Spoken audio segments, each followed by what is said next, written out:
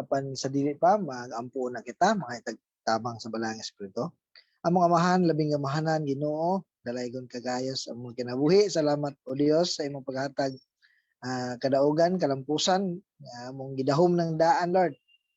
Salamat o meaning among pagpaminaw sa imong buhing pulong. Ikaw lang yun Lord ang magadanag, magapadayag ang imong balang espiritu Lord ang magatabang Ginoo. Kadili kami makatugkad sa imong mga katuyuan Lord kung wala ang imong tabang Ginoo.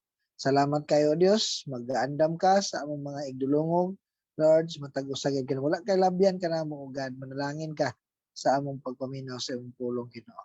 Lord, sa kinatibukan, ikaw among saligan nga magadumala nining tanan sa ngalan ni Ginoong Hesus. Amen ug amen. Ikaduhang Korinto 6:8 paingon sa 10 mga igsoon. Giingon nganhi, gipasidunggan o gipakaulawan kami, gitamay o gidayeg.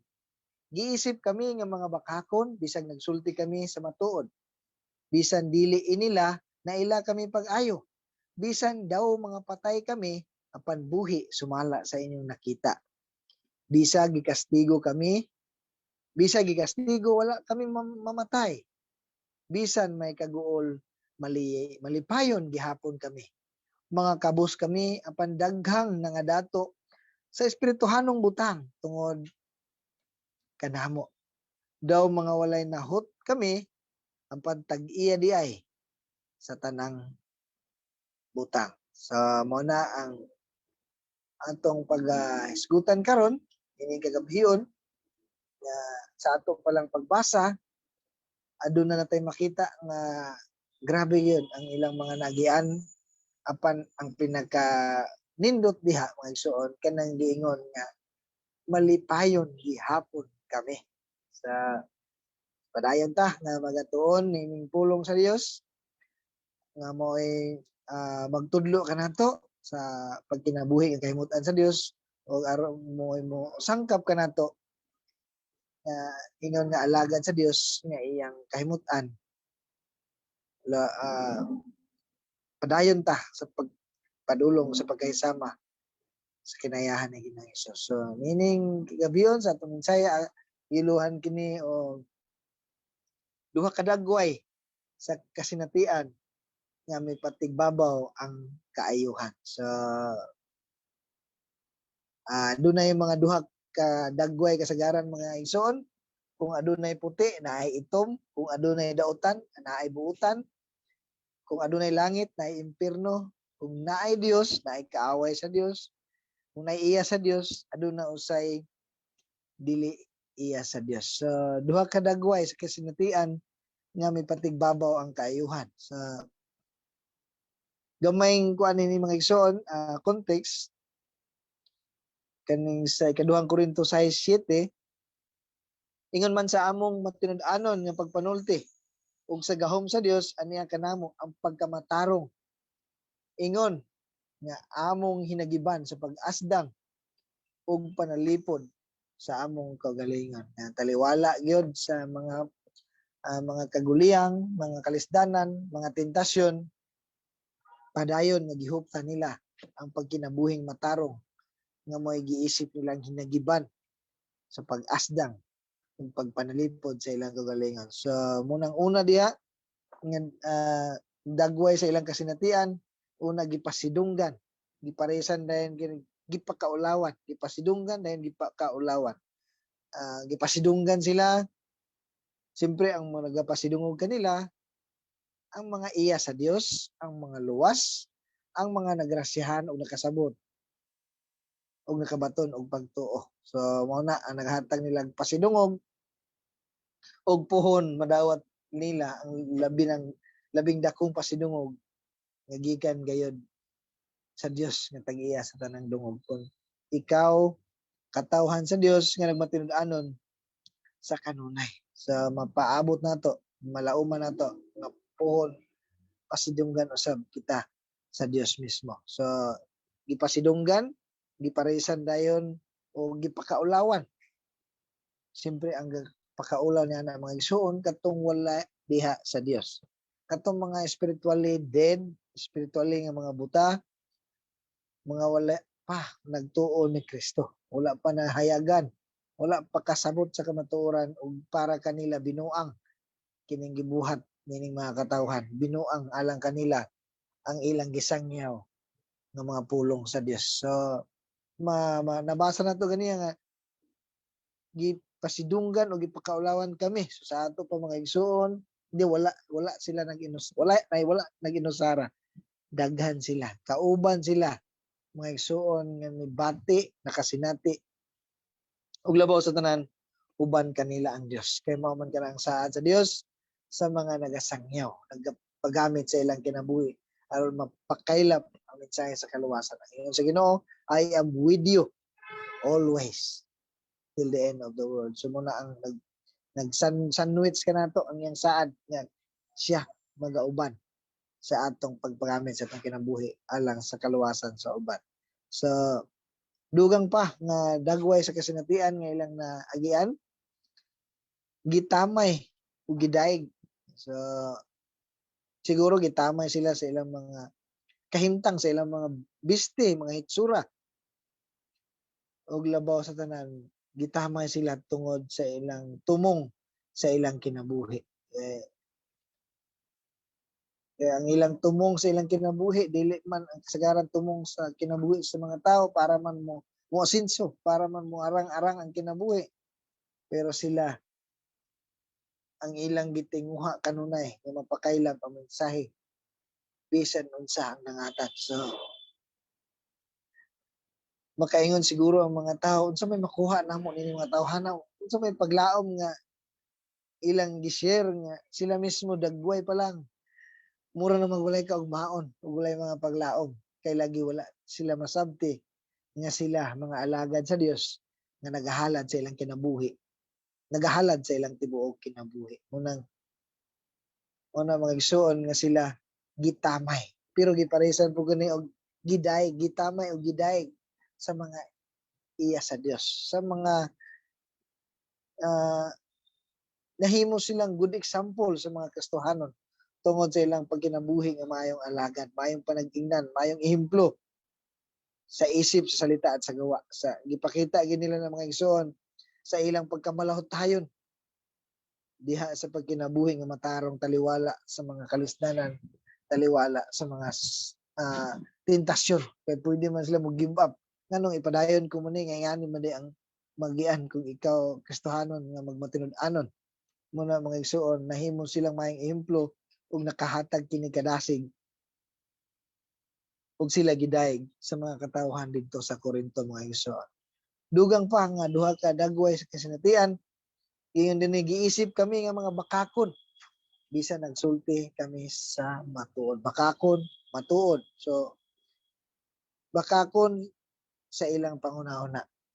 Kay wala man sila igong kapasikaran, kay dili man sila motuo sa Dios, ug dili sila motuo nga ang Biblia pulong sa Dios bisag dayag na kaayo ang kamatuoran. Dayag na kaayo ang kamatuoran nga ang Dios mao ni siya, mao ni giingon sa Biblia, apan dili nila dawaton kay wala man kanila ang kamatuoran. Klaro naman unta ang tibuok kasulatan gisulat uban sa lamdag sa Dios. Dili na nila madawat kay ang spiritually blind dili gayud makatugkad o makasabot niya na mga igsoon. O giisip nilang mga bakakon nga ikaw nga nagdala sa pulong, kita nga nagdala sa pulong sa Dios, dawaton nato na. Kung moingon sila nga bakakon kita, dawaton nato na kay dili lang kita ang ilang giingnan ni ana kundi ang Dios mismo nga nagpadala kanato sa pagsangyaw sa iyong buhing pulong.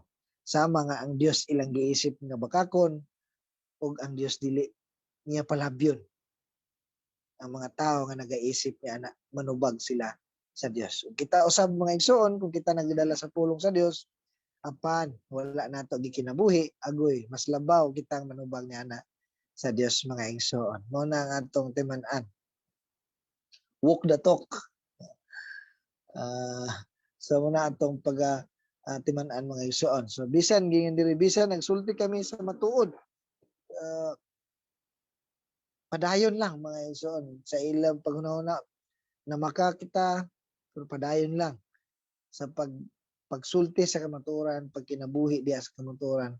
Basta kay nasayod ta nga naata sa kamatuoran, gaan og kumpiyansa ta nga mulutaw gayon ang matuod. So muna mga igsoon, ang Dios kamatuoran ug siya nga Dios labing gamahanan, buhi nga Dios ug ang pabor, ang pagdapig niya didto gayod sa naa sa kamatuoran. Muna itong timanaan mga igsoon. Amen ba mga igsoon?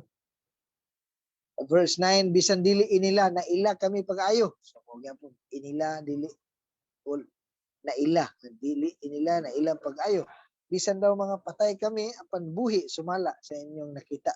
Bisan gikastigo kami, wala kami mamatay. So kaning dili inila ug naila kami pag-ayo, simpre dili sila inila tungod sa ilang kayano, tungod kay walay mga talento, walay mga katakos, walay ikapasigarbo sa kinabuhi. Para sa ila walay mga bahandi, walay beauty, walay maka-attract kanila. Walay ikabuga sa kanang word. Pero naila sila pag-ayo tungod sa ilang dili matawaran nga, dili mapugngan nga pagpasundayag sa ilang pagtuo sa Dios. Walay pagduha-duha, walay pag ukon-ukon, walay pag-ulaw-ulaw, walay kukahadlok nga ipasundayag, ipamalita sa uban ang ilang pagtuo sa Dios, ang ilang Dios na manluluwas.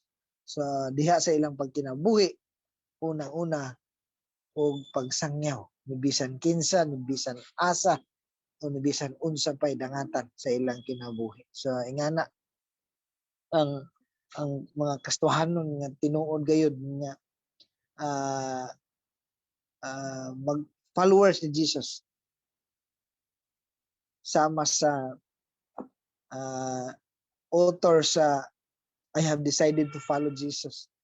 Ang istorya sa kinabuhi niya nga tungod sa iyang pagtuo na Ginoong Hesus na baniog hinuon sa tibok tribo ug ang tibok tribo nadala niya aron motuo usab kang Hesus bisan wala na siya kay patay man ang iyang anak, gipatay usab ang iyang asawa, apan miingon siya I have decided to follow Jesus, no turning back, o gipatay usab siya o didto nakaamgo ang iyang ang nagpatay sa iyang leader sa tribo nga nagrasyahan siya ug sila usab nagtuo ni Ginoong Hesus. Nakaamgo sila unsa gyud ang gituan ang tawana ngano nga dili man gyud niya i-give up. So muna mga igsoon, nasundan ng ginibisan daw mga patay kami apan buhi.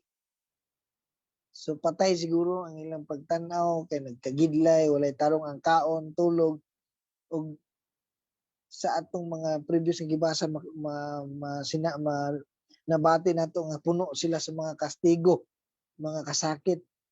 So kung tan-awon murag walang kabuhay-buhay, mo siguro na gina-mention nga bisan daw mga patay kami. Pero buhi sumala sa inyo nakita. Sing ang makita sa mga tao nga may nagrasyahan usab na may pagtuo sa Ginoo nga adunay kasanag nga bidan-ag sa ilang mga dagway. Kay sila masaligon man kaayo, kay sila malaumon. Kay ang gituohan nga si Ginoong Hesus nagsaad man og kinabuhing walay katapusan. Si Hesus ang kinabuhi, ang tinubdan sa kinabuhi o sa atong kaluwasan. So muna nga malaumon kayo, masaligon kayo bisan ang panglawas, ang kahimtang naa sa kalisdanan apan puno sa paglaom. So muna mga igsoon, ngayon ako imposible kayo sa kastuhanon nga mo give up, imposible kayo nga dili makalahutay kanaan gyud paglahutay sa mga kastuhanon kay ang Dios magatabang magauban magyud kaniya. So yung pa dili bisag gikastigo wala mamatay. So gikastigo physical gayud nga halos ikamatay na nila, pero ang Dios man ang hawid sa kinabuhi is in control.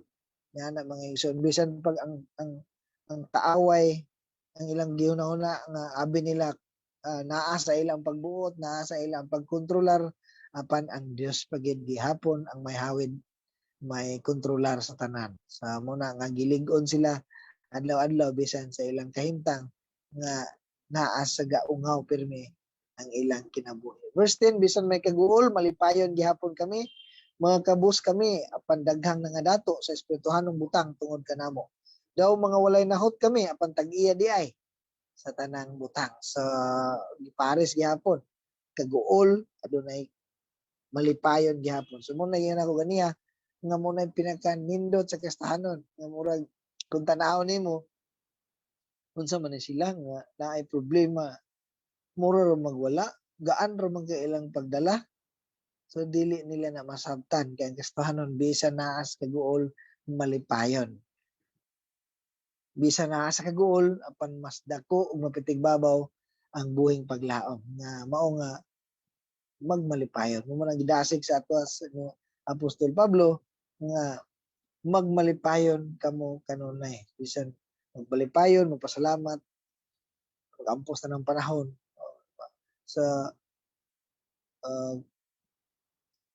rejoice, always rejoice. Mo ginayang giingon sa pero ang mga wala sa Ginoo mag-uol gid sila. Kung mag-uol sila taman-taman gina dili gid pwede nga nasa nag-uol nagsagulan og kalipay imposible kayo. Pero sa Ginoo sa mga Kristiyanon dili na imposible. Pwede gid siya mahitabo sa mga Kristiyanon at taliwala gyud sa kagul-anan ang Dios nagibutang ni ana nagkalipay sulod sa atong kasing-kasing kita mismo matingala sa atong kagalingon nga bisan ni agit ni ana daghang problema ang kalisdanan apan ang atong paminaw gaan ug adunay kalipay kay adunay paglaom adunay may gahom nga nagapanlihok sa atong kinabuhi. So muna mga igsoon ang duha ka dagway sa sa kasinatian nga may patigbabaw ang kaayuhan.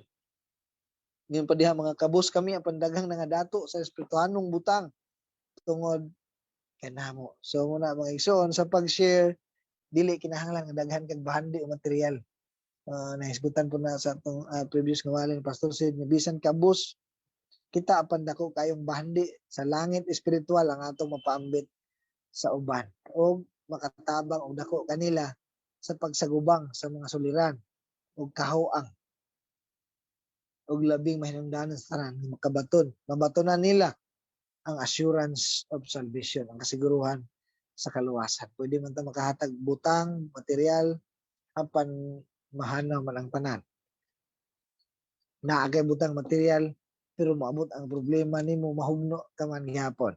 Pero diha kung ang imong ibutang kanila ang asiguruhan sa kaluwasan, ang buhing paglaom, kana mo'y maunay mo ulig-on sa ila nga makapadayon sa pagkinabuhi nining kalibutanan. So ang tao nga walay relasyon sa Dios kanunay hawang bisan naa na niya ang tanan pirming naikulang. Pero kung naa na sa kinabuhi sa tao si Ginoong Hesus sama nga naa niya ang tanan. Amen mga igsoon. Nothing is complete without Jesus. He is the author and completer, the beginning and the end. Tanan nga anaa kini tungod kaniya. Wala ang tanan kung wala siya. Kung wala si Jesus, naagi kulang sa imong kinabuhi, sa imong pagkatao, kay si Jesus man ang tanan. So, mawala ang pinakasentro sa tanan, na may maghatag og tinuod ng kahulugan ug katuyuan sa tanang butang, kung wala si Jesus, dako gigayong kulang. Romans 11:36 kay gikan kaniya ug pinaagi kaniya ug alang kaniya ang tanang mga butang. Iya sa Dios ang himaya sa walay katapusan. So Jesus makes us complete. Siya gid ang maghatag kumpleto sa tao. Kung wala si Jesus, dako kay hawang, dako kay kulang sa tao. Amen mga igsoon. Pobre physical apan dato spiritual. Pobre pero maayong kinaiya, manghihatagon, ingon diha daw walay nahot apan tag-iya di ay sa tanang butang. Kay ang Dios nga labing gamanan mauman. Ang nag-ila kanatong iyang mga anak ug siya atong amahan. Sa dihang midawat ug misalig ta ni Ginoong Hesus sa Juan 1:12 gihimo kita mga anak sa Dios dili sa tawhanong paagi kun dili ang Dios mismo ang naghimo kaniya kanato nga iyang mga anak. So ang Dios nga nagbuhat sa tanang butang tag-iya sa tanan siya ang atong amahan. O mo na nga bisan wala tay nahot sa tanaw sa uban apan tag-iya di ay ta sa tanang butang. So mo kini mga Kristohanon nga nakabaton og paglaom nga dili matarog. Uno Pedro 1:3-4 magpasalamat kita sa Dios ug amahan sa atong Ginoong Hesukristo kay tungod sa iyang dakong kaluoy gihatagan kita niya bag-ong kinabuhi pinaagi sa pagbanhaw kang Hesukristo. Naghatag kini kanato og paglaom nga dili matarog ug panulundon nga dili madunot o mahugaw o mahanaw. Gitaganan niya kini dito sa langit alang kaninyo. So muna mga igsoon, challenge ni kagabion, focus ta sa mga positibo. Mga katong gipasidunggan ay atong gipakaulawan.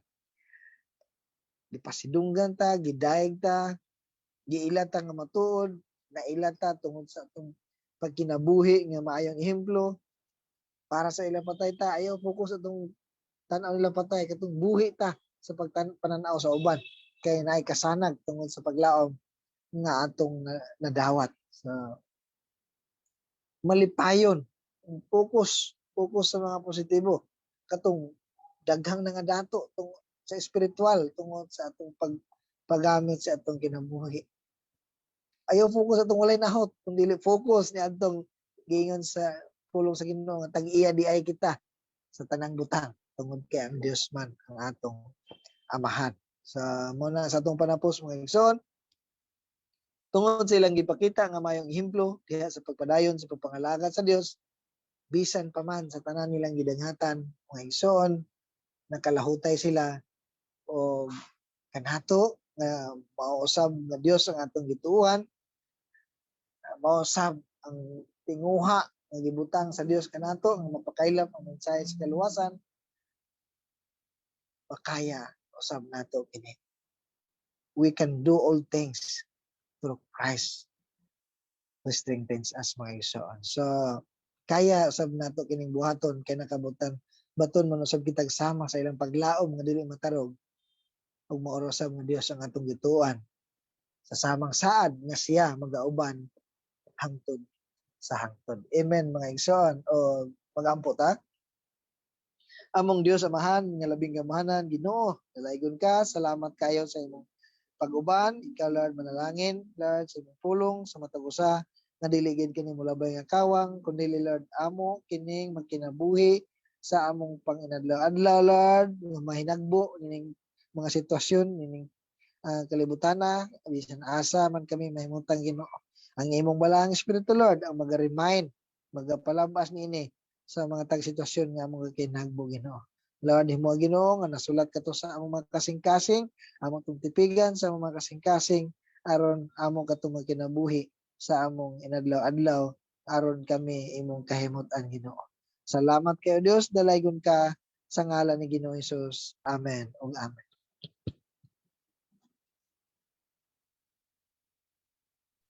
Amen. Pastor John Ray, salamat sa mga pagdasig. Salamat sa pulong sa Dios nga gihatag kanato nga ang atong kalipay dili gyud mahulipan bisan pa sa bahandi nga atong makuha gikan sa Ginoo. Kung gingon pa lang pwede nimo kuhaon bisan pa ang tibuok kalibutan, ibilin lang si Kristo. Salamat sa mga pagdasig o sa atong pagtapos sa atong prayer meeting, maayong gabi pag-usab sa atong mga kaigsuonan diya sa Facebook. Maayong gabi usab kanato dinhi sa Zoom. Maigsoon sa atong panapos na pag-ampo. Langitong Amahan, dalaygon ka. Salamat sa imong paghatugot kanamo nga mahuman ang among kalihukan nining sa among prayer meeting. O among giila Ginoo nga kung wala ang imong presensya, wala ang imong gahom, wala gyud kami mahimo. Ang among mga pag-ampo taman lamang diha sa kahanginan o di gyud makaabot diha sa imong trono sa grasya. Salamat balang Espiritu sa imong pagtabang kanamo. Salamat sa pagdala sa among mga lampuanan ngadto sa trono sa grasya sa Dios aron kini mahatagag katubagan sumala sa iyang kabubuton.